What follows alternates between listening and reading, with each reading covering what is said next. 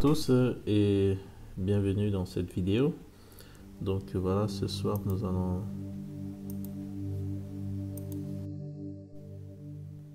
bonsoir à tous et bienvenue dans cette vidéo. Donc aujourd'hui je vais parler de la programmation orientée objet. Donc j'ai ma présentation. On va commencer. Voilà. Donc, introduction à la programmation orientée objet. Et cette vidéo va juste introduire des concepts de base avec des termes simples sur la programmation orientée objet pour ceux qui sont intéressés à la programmation informatique. Alors, moi, je suis Wilfried Bouenda et je suis un ingénieur informaticien. Je suis passionné par l'informatique et j'aime partager mes connaissances avec le plus grand nombre de personnes possible. Vous pouvez me trouver sur mon site www.wilfriedbouenda.com qui est déjà ouvert, c'est déjà opérationnel. Donc, lors de la première vidéo, j'avais dit que le site est en construction. Là, le site, il est déjà live. Voilà. Donc, on va continuer rapidement. Alors, programmation orientée objet. On va commencer par l'historique de la programmation orientée objet. Donc, qu'est-ce que nous pouvons dire sur l'historique de la programmation orientée objet? La programmation orientée objet, ou encore appelée POO, ou programmation à objet, est un paradigme de programmation informatique qui a été, n'est-ce pas, élaboré par des Norvégiens. Nous avons Ole Johan Dahl et Kristen Nygaard, j'espère que la prononciation est bonne, au début des années 1960. Et ensuite, les travaux ont été poursuivis par un Américain du nom de Alan Kay dans les années 1970. En quoi consiste la programmation orientée objet? La programmation orientée objet consiste tout simplement à la définition et à l'interaction des briques logicielles appelées objets. Donc, qu'est-ce qu'on va dire? On va dire pour répondre à la question suivante, à quoi sert la programmation objet? La programmation objet, elle sert à quoi? La programmation objet, qui est un type de programmation, un paradigme de programmation, comme je l'ai dit plus tôt, elle sert à créer un programme. Sauf que ici, on va créer un programme en utilisant, n'est-ce pas, des briques logicielles que nous appelons objets. Des briques logicielles que nous appelons objets. Donc, essayons d'imaginer que le programme que l'on veut créer est un mur. Le programme que l'on veut créer est un mur. Alors, on va dire que créer un mur avec la programmation orientée objet revient à monter un mur brique par brique. Et nos briques, en fait, sont des objets. Nos briques sont des objets. Donc, nos briques sont appelées objets. Et le ciment, n'est-ce pas, qui va lier les briques est appelé communication entre les objets. Donc, la programmation orientée objet nous permet tout simplement de créer des programmes en utilisant des objets qui vont interagir entre eux pour résoudre le problème de notre programme, le problème que notre programme va résoudre. Donc, c'est ça en quelques mots. On va passer à la définition d'un objet. C'est quoi un objet? Alors, un objet, ça représente généralement dans la programmation tout objet physique ou non physique qui va intervenir, n'est-ce pas, dans la réalisation de la solution à un problème qu'on essaie de résoudre par notre programme. Donc, les objets, comme je disais, ça représente des objets physiques. Donc, un objet, ça peut être une maison, ça peut être une voiture. Et voilà, donc les objets représentent des objets qui existent ou pas, qu'on va mettre dans notre programme parce que ça va nous aider à résoudre le problème que l'on veut résoudre. Et notre objet a deux parties principales. La première est appelée les attributs. Et la deuxième est le comportement. Donc, c'est quoi? Les attributs, en fait, sont des caractéristiques d'un objet. Les attributs sont les caractéristiques d'un objet. Tandis que le comportement sont l'ensemble des actions que notre objet, par exemple, pourra faire. Si on veut aller sur un exemple, on va par exemple prendre une montre.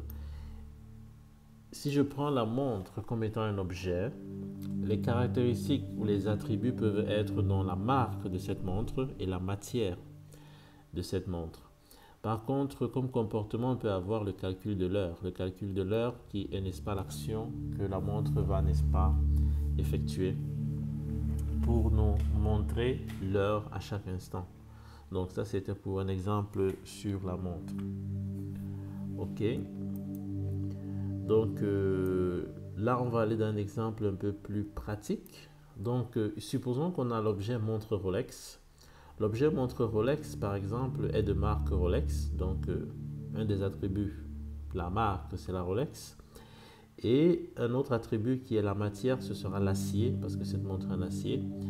Et l'autre attribut, c'est le calcul de l'heure. Donc, si la montre calcule l'heure en ce moment, on va voir qu'on a 8h20. Ok. Donc, ça, c'est un exemple encore plus pratique sur les objets qui sont utilisés dans la programmation orientée objet. Voilà. Ensuite, on va essayer de parler des principes de la programmation orientée objet. La programmation orientée objet a 3 principes fondamentaux qu'on va essayer, n'est-ce pas, de décortiquer. Alors, le premier principe, c'est l'encapsulation. Et l'encapsulation, c'est un principe, n'est-ce pas, qui permet de cacher les informations. Cacher les informations. Donc, si on revient sur l'exemple de nos montres, par exemple, quand tu regardes cette montre, tu ne sais pas quel est le mécanisme, tu ne vois pas quel est le mécanisme qui permet à cette montre de calculer l'heure qu'on voit ici devant.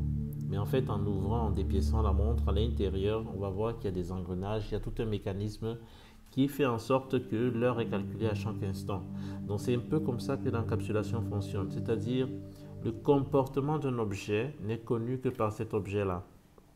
Les autres personnes, les personnes qui sont externes à cet objet, ne savent pas comment cet objet fait intérieurement pour, n'est-ce pas, effectuer ses actions. Un peu comme cette montre, de l'extérieur, on ne sait pas comment cette montre fait pour calculer l'heure à chaque instant. Il va falloir ouvrir la coque et regarder à l'intérieur. Donc ça, c'est l'encapsulation. On va maintenant parler de l'héritage. Donc l'héritage. Le deuxième principe de la programmation orientée objet, c'est l'héritage. Mais pour parler de l'héritage, il va falloir qu'on parle d'abord de la hiérarchie. Donc, c'est quoi la hiérarchie? La hiérarchie, c'est tout simplement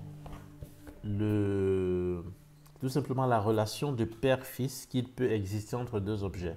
Donc, qu'est-ce que cela veut dire? Cela veut dire que dans la programmation orientée objet, on peut avoir un objet père et on peut avoir un objet fils. Donc, un objet peut être défini comme étant le fils d'un autre objet. Ok, ça c'est le principe le concept de la hiérarchie dans la programmation orientée objet. Maintenant, à l'intérieur de ce concept, on va mettre le principe de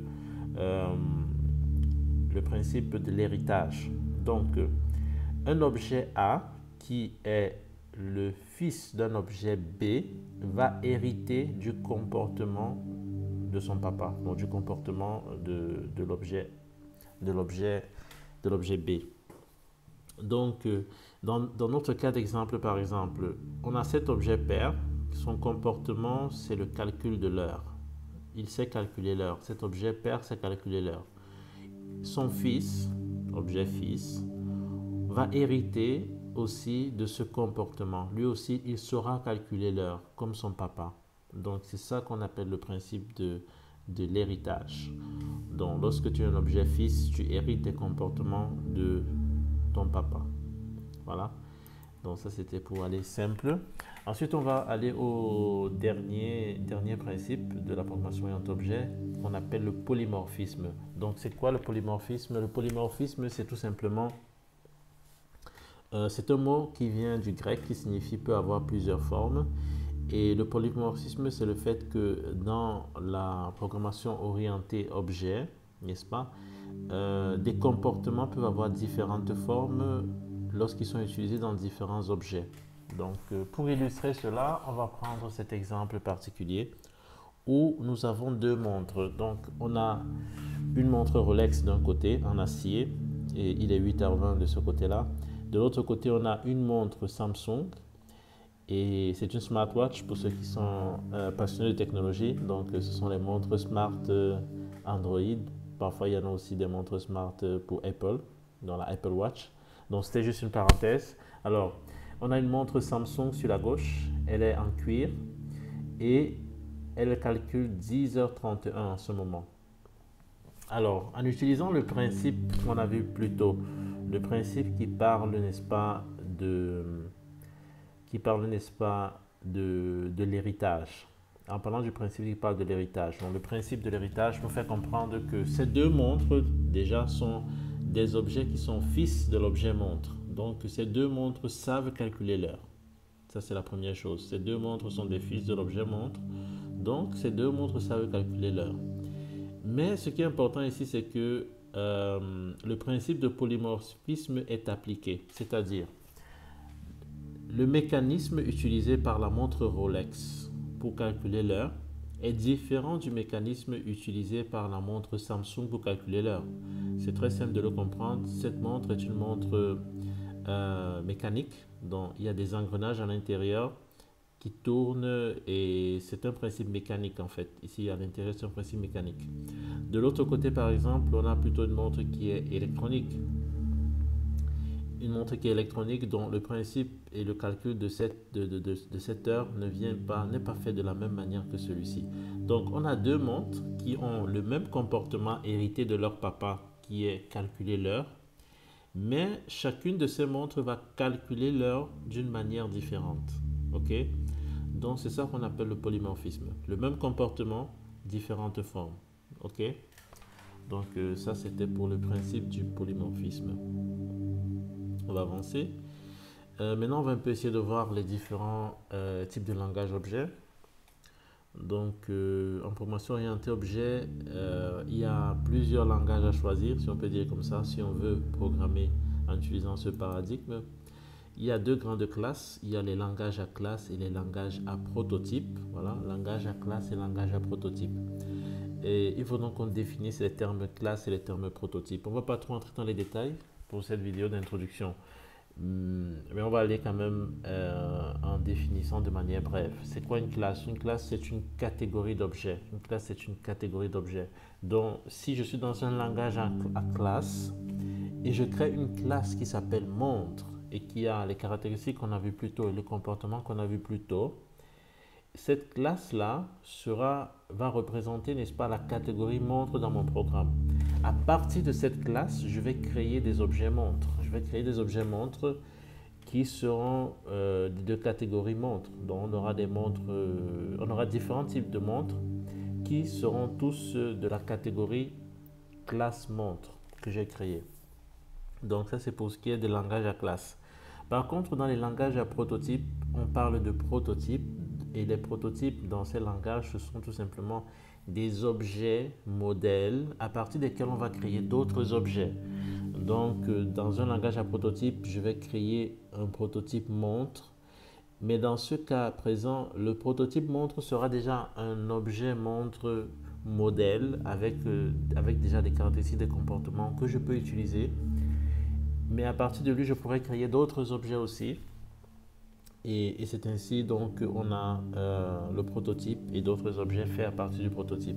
Donc ça c'est ce qui concerne les langages prototypes. On va un peu avancer.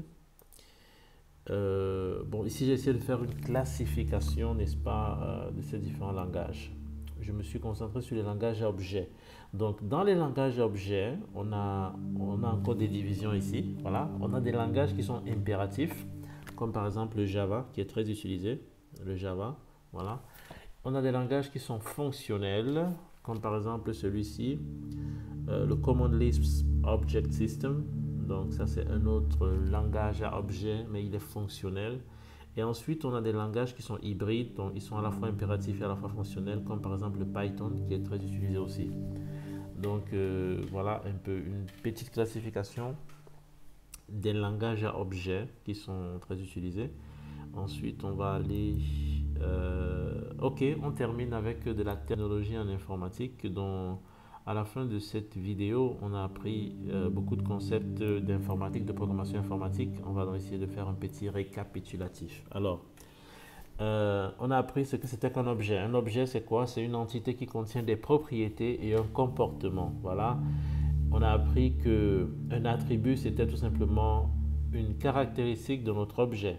On a appris que une méthode, en fait, on ne l'a pas dit, on a juste parlé des comportements des objets, mais les comportements des objets en informatique sont appelés des méthodes. Voilà, donc une méthode, c'est le comportement d'un objet. Ensuite, on a parlé aussi de classe. Voilà, on a parlé de classe. La classe, c'est quoi? C'est une catégorie d'objets qui définit, n'est-ce pas, les attributs et les méthodes, voilà, d'un objet. Donc, ça, c'était pour ce qui est de la terminologie informatique qu'on a vu aujourd'hui et qu'il était bon de retenir. Voilà, c'est tout pour cette petite vidéo aujourd'hui. C'était juste l'introduction de la programmation orientée objet. Je vous remercie d'avoir écouté cette vidéo jusqu'à la fin. Et la prochaine fois, on va parler d'algorithmes dans l'informatique. Donc, ce sera assez intéressant, assez croustillant. Donc, vivement à la prochaine vidéo. Et je rappelle à tout le monde que mon site web, c'est www.wilfriedboenda.com. Et donc sur ce site, vous pourrez trouver toutes les informations sur moi et les articles que j'écris sur la programmation informatique. Et vous pourrez me suivre. N'oubliez pas de vous inscrire sur le canal YouTube pour avoir toutes mes vidéos. Voilà, c'est fini. Au revoir. Bye bye. À la prochaine.